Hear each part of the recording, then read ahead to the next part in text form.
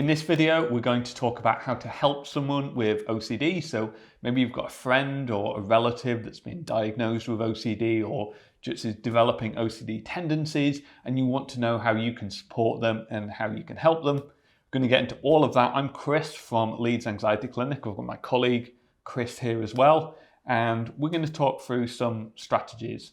So Chris, any ideas on how someone can help and support? Well, yeah, I think first things first.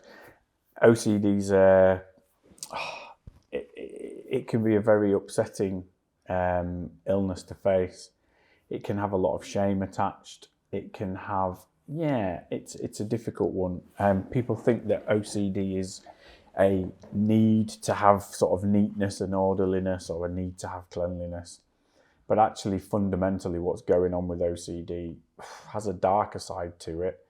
It's often about the client feeling very threatened or feeling morally potentially harmful. You know, if you woke up this morning and you were having thoughts that maybe you were going to harm your family, or that maybe you were, you'd potentially run somebody over with your car yesterday when you were driving home, or that your home is covered in bacteria and viruses, and it's irresponsible of you to not clean that in order to keep your family safe. This is not just about needing to be neat and tidy. This is not just about needing to be clean.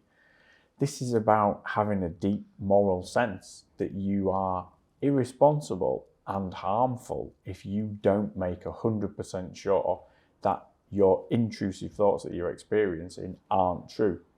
It's way, way, way scarier to be an OCD sufferer than I think a lot of people recognise.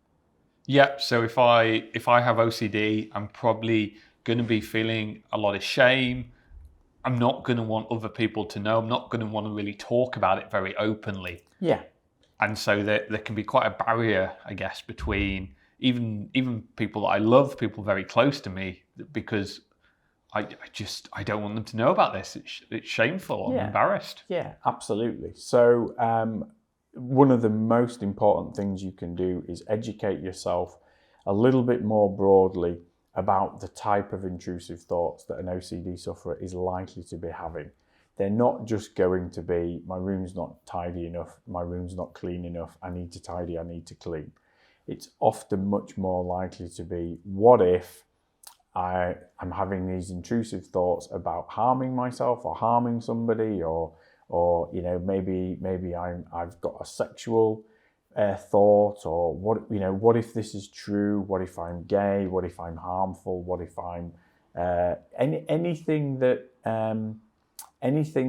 by my old-fashioned limbic system and amygdala brain might feel threatening to my position within the tribe. You know, we're all 5 million year old hunter-gatherers back here. We've all evolved to be liked and valued and have status within our tribe. Anything that I think might violate my standing within the tribe by harming my reputation or violating my values, whether that's something that's very shameful, whether it's something that's very harmful, just anything that can be very upsetting and distressing if it were true. So I might have a thought that what if I'm attracted to children? I might have a thought, what if I've killed a cyclist? I might have a thought, what if I take a knife out of the drawer and I kill someone that I love? Or, these can be pretty intense thoughts. I would go on record as saying there are millions of people across the world who have much milder versions of OCD, where they literally do find it icky and intolerable, that they don't know for sure that there aren't, viruses and bacteria crawling on their, cooking utensils. So if you have a loved one that has OCD, don't immediately assume that they are harboring horrific thoughts and they're just not telling you about them. There are very mild forms of OCD. But I think being compassionate and understanding about the fact that, if I was to talk to somebody that I knew had OCD, Well, I say if, as though it doesn't happen. I get clients that contact me. They'll tell me that they're worried they've got OCD. They'll tell me that they're checking the front door a lot. They'll tell me that they're bleaching and cleaning and sort of have a contamination fear. And one of the first questions I will ask them is, often there can be a really dark moral element to OCD where you're actually frightened that you might also be quite harmful in some way. Sometimes it's about harming family members or harming other people. Have you ever had any thoughts like that? Because they're really normal, intrusive thoughts, and I'd expect to hear those from you. So I would give them permission that that's perfectly normal, and maybe they'll have the confidence to tell you if they're having those kinds of thoughts or not. Actually, one of the most useful things I suppose you can say to somebody is, it doesn't matter what the nature of your intrusive thoughts is. Yeah. Because I know they'll be shameful and harmful and they'll violate your values. Because if they didn't violate your values, you wouldn't be obsessing about them and you wouldn't be needing to engage in compulsions to get rid of them. So actually, maybe the ultimate compassionate thing to say is, you don't have to tell me what your intrusive thought even is. I know it will be horrible. I know it will violate your values, and I don't care because I know it's not true. It's just your own brain telling you what your biggest fear is. And actually, you can tell me if you want, and I won't be shocked. I know it's not who you are, and I know it's not true. Yeah, great. So it sounds like there's a couple of action points that people can take away from that. One is maybe to learn more about OCD, because there's, I guess, the public perception and there's what OCD is, and they're kind of a Venn diagram of sort of crossing over, but not quite. Yeah. And so doing some reading and just learning about it could be really useful there. Watching our videos, highly recommended. And then there's the compassion element that if someone does open up to you and talk about OCD, then to really acknowledge the fact that they've taken something probably very deeply personal, maybe shameful, and they've been able to talk to you and offer them a lot of support around that, and letting them know that you're not going to judge them and that you're just going to be accepting of who it is. And I guess in some way honoured that they felt that they could open up to you. Yeah, and I can't stress this enough. The OCD sufferer is not what their intrusive thoughts are. If they worry that they might be going to harm a child, the last people that would ever harm a child are OCD sufferers, because it's exactly because it violates their values that they're having that intrusive thought. What if there's a 1 in a million chance that I am this thing that I fear more than anything else? That's the nature of an intrusive thought. They're actually very good people because they can't tolerate the chance that there's a 1 in a million chance that they are this thing. Nobody is going to be less that thing than somebody that's being obsessive and compulsive about it. It's in the title, you know what I mean? They are not it. If I were allowed, I hope this isn't too flippant a comment, but if I were allowed, I would put an advert in the paper, babysitter required, must have baby harm OCD, because that's the one, you know, that's going to stand over the cot going, please don't die, please don't die, please don't die. Yeah. You know, if I can be so casual about it, you know, I shouldn't make jokes, but they're the exact opposite of their intrusive thought.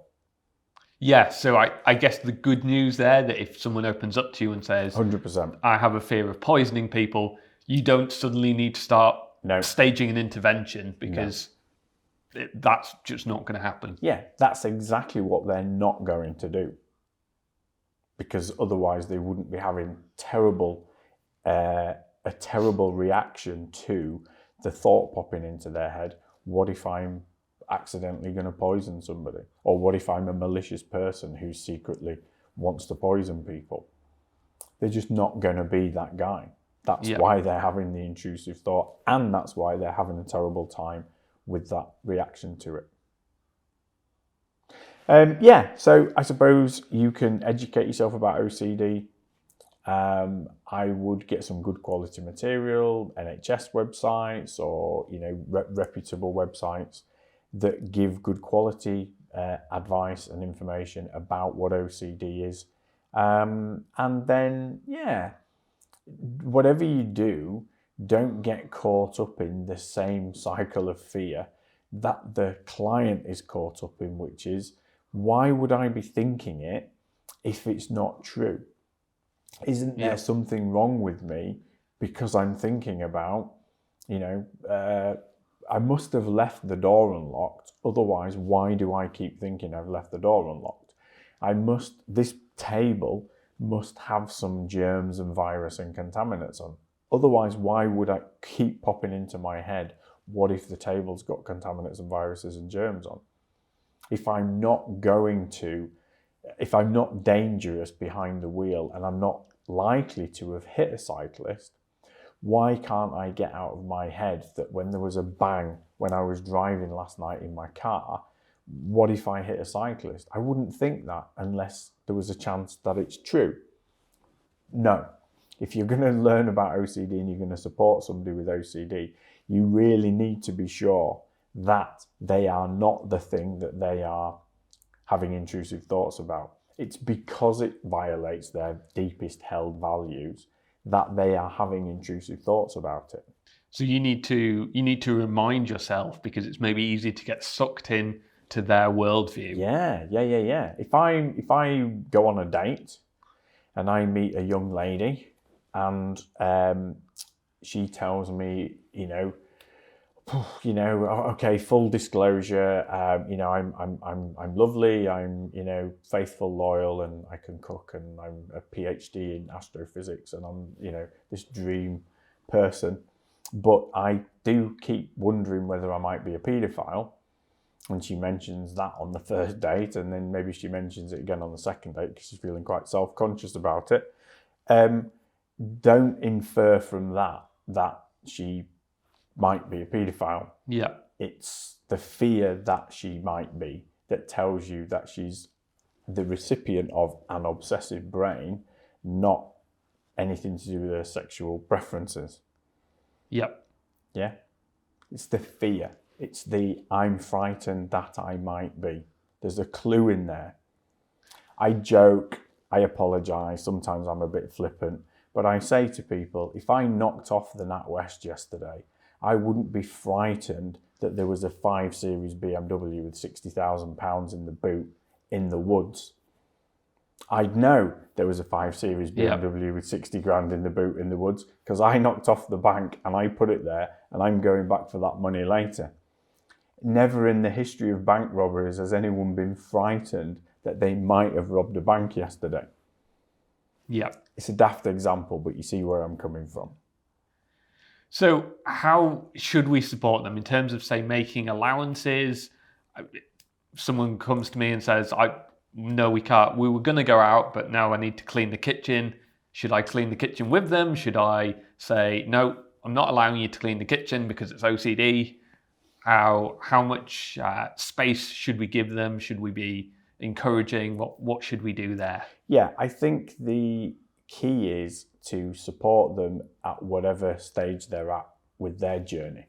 So if they have just worked out that they are obsessive compulsive or they've just had a diagnosis, then I think it's important to support them in understanding what that means and coming to terms with it. I think to take charge and get ahead of them and say, well, I've read this, book, and this book says you need to start treating your intrusive thoughts that the kitchen might be unclean like an intrusive thought, and you need to do this exposure response prevention type NHS program, and you need to stop cleaning the kitchen and learn to tolerate the discomfort caused by not giving in to your intrusive thoughts. You may well find that they are cleaning somebody else's kitchen because they've moved out. However, if they're engaged with a program or a book or a self-help program or therapy or whatever it is, and they come home and they say to you, oh, I'm really anxious this week. I know intellectually that my need to clean is just an intrusive thought. Strictly speaking, the intrusive thought is my kitchen might be dirty. I might be going to give germs and contaminants and viruses to my baby or my family or whatever. The compulsion is the need to clean. What you're actually doing is you're becoming certain that the intrusive thought is not true by doing the compulsion. You aren't sure whether the kitchen is unclean. You find it intolerable to be unsure. It seems morally bad. It seems irresponsible of you to potentially leave contaminants in the kitchen where you or your family might get harmed. So to become sure that your intrusive thought isn't true, you clean again. It's a certainty and responsibility problem, OCD. I mean, it's a complicated thing to get into, but essentially their compulsion is a way of them becoming sure that their intrusive thought is not true. Yeah. It gives them certainty for a short period of time. The reason why they need to do it again and again and again is their brain's not capable of being certain, so they keep slipping back into more intrusive thoughts and more compulsion, which is why ultimately exposure and response prevention programs are designed to whittle down that need to take responsibility and become certain by doing the compulsion. So just meet them wherever they're at. If they come home from therapy and they've agreed with their therapist that they're going to practice not engaging with that intrusive thought and not engaging with that compulsion, then you can help them by saying, what can I do to support you? Well, every time I'm going to go clean, just help me to remember these 3 things, or whatever it is that they've agreed. And then you can say to them, hold on, I'm not going to stop you from cleaning, but you asked me to help you remember that you've got to do this experiment this week. Is this what you really want to be doing, or do you want to do your experiment where you practice not engaging? And if they turn around and say, I can't, it's too much, I have to, I feel like a monster, I'm putting you all at risk, it's horrible that I leave you all at risk of contaminants, I must clean. Don't wrestle them to the floor. Yeah. Don't fight with them for the bleach. They will get there in their own time, and your love and support, and you're reminding them that they are in therapy, they're doing well, and there's the option there for them to explore resisting the urge. But ultimately, if someone goes on a diet and they're cutting down on salt, fat and sugar, the best way to support them on that diet is to remind them that they're cutting down on salt, fat and sugar. If they say, I can't do it, I need to eat this pizza, you'd support them thus far and then give them some love and compassion, wouldn't you? So in the case of OCD, it's just like supporting a loved one with anything else. Be there, remind them of their commitments, and meet them wherever they're at on their journey. Yeah, so we can ask them what support we need. We can get their informed consent to kind of reinforce the message that they're getting for therapy. And then if all else fails, we can fall back to offer that love and compassion that is always gonna. Absolutely. And just for clarity, there is no salt, fat and sugar OCD. I was using that as an example of somebody who's trying to diet, if that wasn't clear. Yeah. Great. So let's summarize, I guess, what we've talked about so far. Really educating yourself in OCD is always going to be a good thing. Lots of great online resources. We'll also link to some of our book reviews in the comments, because there's some books that we think are really good on OCD as well. We talked about really helping people, like asking people what support they need and following them along on their journey, especially if they're in therapy. Anything else that we missed out there? No. I think the numbers suggest that about 2% of the population, that's about 1.4 million people, are OCD sufferers in the UK. They are not 1 in 1,000 oddballs. It's very, very mainstream. People who are having really upsetting, traumatizing, intrusive thoughts, with the right help and support and a consistent program of helping them to reframe their problem and recognize that they don't need to engage with their intrusive thoughts and become sure that they're untrue. There's a whole way that they can learn to disengage from that. It means that they can have a really good quality of life. If you are a brother, sister, mum, dad husband, wife of somebody who's recently had an OCD diagnosis, it can seem a bit bleak and a bit difficult to imagine what normal life can look like, especially if they're currently engaged in a wildly intrusive sort of pattern of compulsive behaviour. But actually the outcomes are very, very good. This is a very, very treatable form of psychological illness. And these people can go on to have really good quality lives. And having a loving, supportive partner, mum, dad, brother, sister around you is a really good predictor that you will have a good quality outcome. Yeah, so it's in many ways a story of hope. The fact that someone might be at home watching this video shows that they really care about that person, and that person having the support network like this will be one of the things that really helps them to make lasting change. Yeah, just don't expect too much gratitude when it's 3 o'clock in the morning and they want to clean the bathroom for the 10th time and you tell them to go to bed. They're not going to appreciate your love and support at that point, but then, you'll be resilient enough, I'm sure, to cope. So I hope you found that really useful. If so, please give this video a thumbs up. And if you want to learn more about anxiety and OCD, then hit that subscribe button, because that's what our channel is all about. And we would love to see you in another video.